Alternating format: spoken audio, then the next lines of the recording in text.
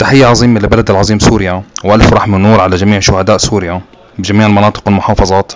هي رسالة مني أنا أيهم نصر الشيخ البزورية على الكلب الأصلع الأمعة.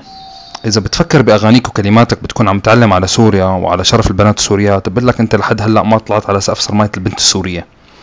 إذا كان هدفك الشهرة، روح لعند ام سي روكو، بدي كيو 8، إبراهيم باشا ناروز، المعتقل، ابن الصراف، ابن حوران، اسماعيل تمر، مستر باش، ام سي ريفو، مود العربي. فيك تعرض عليهم انك تكون طبال عندهم او كاتب كيبورد او ملحن.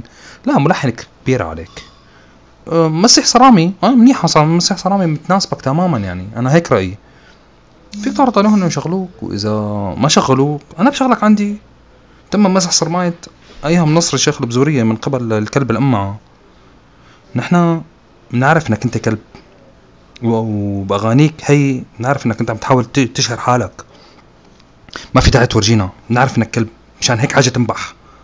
يا اخي حاجة تنبح. يعني بنعرف انه انت انسان نبيح. مو انسان، حتى انسان كبير عليك، وحتى اخي كمان كلمة كبيرة عليك.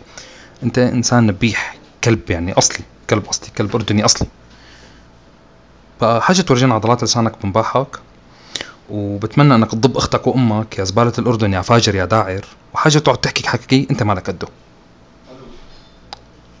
بأمان الله. وبرجع بقول ألف تحية للشعب الأردني. مشان الله اتبروا من هالزبالة الأمعة هاي. شوفوا لكم حل ودوا لشي مكان.